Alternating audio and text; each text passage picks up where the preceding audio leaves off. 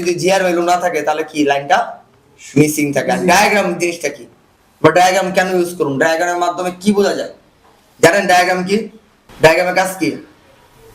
এই যে ডায়াগ্রাম কোন লাইনটা কোথায় গেছে, কোন সেকশন থেকে কোন কোথায় কোথায় কাজ করতেছে এটা আমরা জানতে পারবো। কারণ একটা মাদারবোর্ডের লেয়ার থাকে 7টা লেয়ার, তো উপরের লেয়ারটা অথবা আপনি দেখতে পাচ্ছেন, কিন্তু ভিতরে যে 6টা লেয়ার এটাকে আমরা দেখতে পারি? আমরা দেখতে পারি না। তার মানে আমরা কি সবকিছু তো মুখস্থ রাখতে পারবো না, কারণ নতুন নতুন নতুন লেটেস্ট মডেল বেরোবো, লেটেস্ট মডেলের কাজ আসবো, তখন কি আমরা কি করব এই ডায়াগ্রামের মাধ্যমে আমরা প্রত্যেকটা কাজ করতে পারবো। আমি এই সেকশনটা ধরছি, এটাকে কি বলে, এটা চার্জিং আইসির কাজ ধরছি, এটা চার্জিং সেক্টরের কাজ।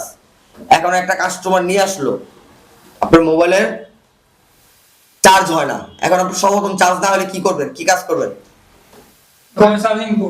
প্রথমে চার্জিং পোর্টটা চেঞ্জ করবেন। চার্জিং পোর্ট চেঞ্জ করার পর দেখতেছেন যে চার্জ হইতাছে না, বা ওনার চার্জ একবারে স্লো, একদম স্লো, ধরেন 10 মিনিটে 1% চার্জ হতে, সেক্ষেত্রে চার্জিং পোর্ট চেঞ্জ করলে কলম হয়। কিন্তু আপনি চার্জিং পোর্ট চেঞ্জ করার পর দেখতেছেন যে চার্জ স্লো হইতাছে, আই চার্জারে ভোল্ট আনতেছে কম, চার্জ হইতাছে কিন্তু ভোল্ট আনতেছে কম। যে কারণে এই মোবাইলটার ভিতরে আই চার্জার লাগালে মিনিমাম ভোল্ট টানবো 1.7, 1.8 বা 2.1 এরকম টানবো, ফাস্ট চার্জিং টানবো। কিন্তু আপনি এখানে ভোল্ট আনতেছে কত, পুরো 0.5 বা 0.6 বা 0.23, মানে আপ ডাউন করতেছে, কিন্তু কোনো কাজ হইতেছে না। তার মানে কি চার্জিং আইসি দিয়ে পুরোপুরি ভোল্টেজটা টানতেছে না। তার মানে কি আমার লাইন বের করতে হবে।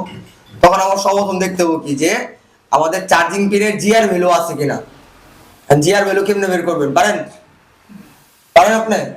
ভোল্টেজ তো জিআর ভ্যালু, যেটা মান দেখা যায়, ভোল্ট না, যে কোনো মানই মানে জিআর ভ্যালু। এখন চার্জিং সেক্টরটা আমি বুঝাই, একটা বোর্ড নেন, যে কোনো একজন ধরেন একটা বোর্ড নেন, যে কোনো একটা বোর্ড নেন না, চার্জিং পিন আর একটা বোর্ড নেন একটা। যারা যারা বুঝেন না পিন লাগবে না।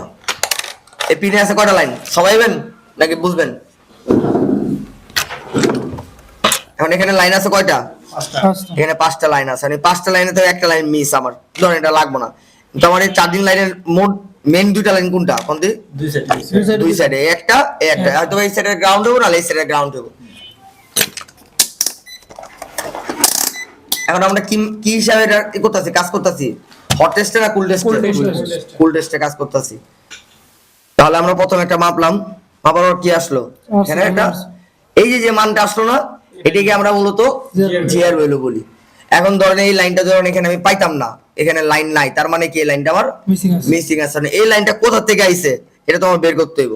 এখন আমি জানি এই লাইনটা এখান থেকে আইছে, ধরেন আমার কথা আমি এটা মুখস্থ আছে, আমি লেখা আমি কোথাও এটা মুখস্থ আছে, তো আপনারা তো জানেন না। এই কারণে আমরা ডায়াগ্রাম ইউজ করি। শুধু যে চার্জিং সেক্টরে যে মানে জিআর ভ্যালু থাকবে তা না, প্রত্যেকটা সেক্টরে প্রত্যেকটা কাজেই জিআর ভ্যালু থাকবে। যখন এই যে ব্যাটারি কানেক্টর, এই যে একটা মান আছে, জিআর ভ্যালু আছে, সেটা শর্ট আছে, সেটা শর্ট, তার মানে দুই সাইডে বিপ দিতেছে, কিন্তু এক সাইডে এরকম মান দেওয়ার কথা, কারণ এক সাইডে বিপিএস লাইন, বিভাস লাইনটা একটা আছে, ওটা তো তার মান দেওয়ার কথা না, বিপ দেওয়ার কথা না, সেটাতে বিপ দিতেছে।